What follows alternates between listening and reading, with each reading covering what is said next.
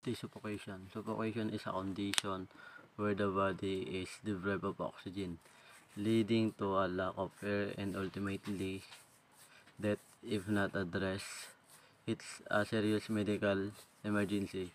Here's a breakdown. Number 1 is airway blockage. The most common cause is a blockage in the airway, preventing air from reaching the lungs. This blockage can be caused by choking, when food or foreign object gets stuck in the throat. Next is drowning, when water fills the lungs, preventing oxygen intake. Next is strangulation, when pressure is applied to the neck, cutting off blood out to the brain and air to the lungs. Next is suffocating gases, inhaling certain gas like carbon monoxide or nitrogen can displace oxygen in the lungs. Other causes of suffocation can also occur due to medical condition like asthma or pneumonia can make it difficult to breathe. Next is traumatic injuries. Injuries to the chest, neck, or head can damage the respiratory system. Sign of symptoms of suffocation.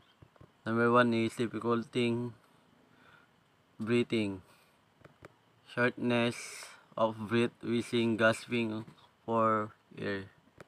Another one is skin color changes, blush or grayish skin color due to lack of oxygen in the blood. Another one is loss of consciousness, as oxygen deprivation worsens, the person may lose consciousness. Next is seizures. In severe cases, seizures may occur. Call emergency services. If someone is suffocating, call for immediately medical help. Next is clear the airway. If choking is the cause, try to clear the airway using the image